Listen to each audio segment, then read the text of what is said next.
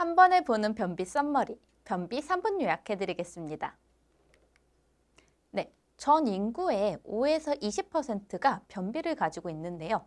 즉, 20명이 있으면 그 중에 1명에서 4명은 변비로 고통받고 있습니다. 변비는 남자보다 여성에게서 더 많이 발생을 하고요. 나이가 들수록 그 발생 빈도가 올라갑니다.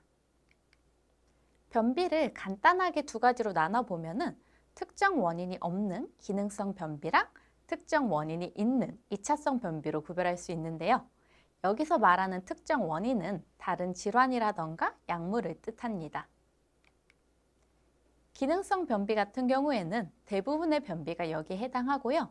특정한 원인 없이 대장 기능에 문제가 생겨서 발생하는 변비를 뜻합니다. 그리고 2차성 변비의 경우에는 질병이나 약물 사용 등의 원인에 의해서 생기는 변비를 이야기하고요.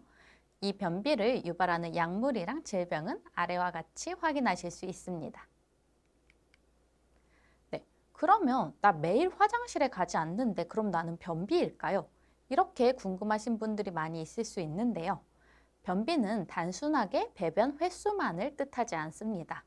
그렇기 때문에 지금 여기 적혀진 여러 가지 증상 중에서 만약에 내가 이렇게 2가지 증상이 만약에 반년 이상 지속되었다라고 한다고 하면은 나는 만성 변비임을 알 수가 있습니다.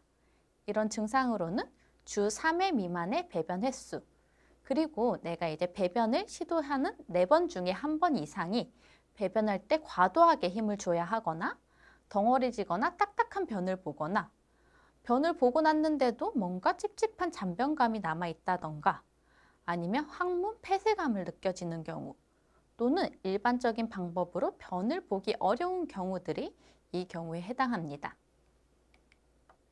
그러면 변비에 도움이 되는 생활 습관은 뭐가 있을까요? 우리가 생활 습관으로 변비를 극복할 수도 있는데요. 먼저 화장실에 가고 싶어지면 참지 말고 바로 화장실에 가는 습관을 갖는 것이 중요합니다. 그리고 일정한 시간에 매일 변기에 앉는 습관을 갖는 것도 도움이 되고요. 그렇지만 변기에 너무 장시간, 여기서 장시간이라고 하면은 10분 이상 앉아 있는 것은 좋지 않습니다. 또 재밌는 팁 중에 하나가 변기에 앉은 팔 밑에 15cm가량의 받침대를 받치면 변을 보는데 도움이 된다라고 합니다.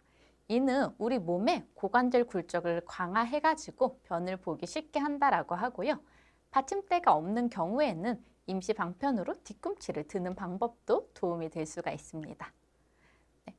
그리고 활동성이 적은 변비 환자 같은 경우에는 장운동 또한 매우 적을 수가 있기 때문에 운동을 하시는 것을 추천하고요.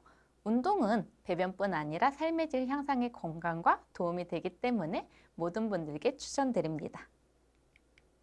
네, 그러면 어떤 걸 먹으면 변비에 도움이 될까요? 적절한 신체 활동과 함께 균형된 식사를 하는 것은 변비에 도움이 되는데요. 여기서 식이섬유가 높은 음식의 섭취를 늘리는 것이 좋습니다. 식이섬유가 높은 음식으로는 건대추, 그린키위, 푸른, 말린 자두, 껍질째 먹는 사과, 배 등이 있습니다. 그 외에도 충분한 수분을 섭취하는 것도 매우 중요합니다. 네, 그러면 어떤 걸 먹으면 반대로 변비에 도움이 안 될까요?